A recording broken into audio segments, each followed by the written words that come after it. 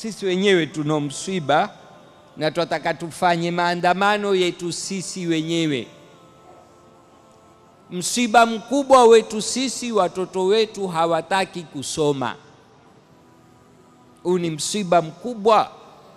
Watu watakawalie, waangushe vilio kwa sababu ya watoto wetu hawataki kusoma. Juzi niliona channel moja, jamaa auliza watoto wetu wa Kiswahili, auliza masala. Amuuliza mtoto wa Kiislamu, ni nini salatu dhuha?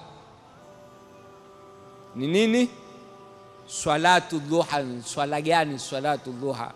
Akamwambia hiyo aya sijaitwali.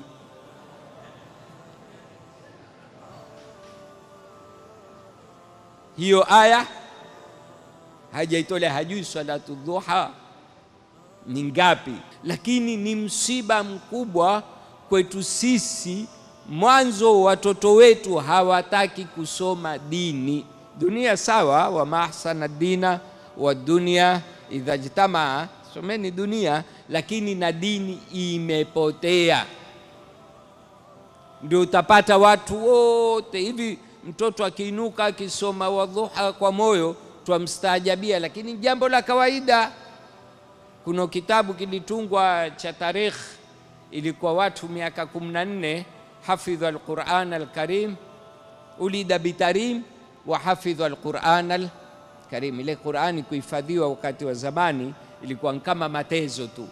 Mtoto akaenda chuoni akirudi, akaenda chuoni akirudi, Qur'ani imehifadhiwa. Lakini sasa hakuna chochote, Qur'ani imepotea, hakuna, watu hawakuhifadhi.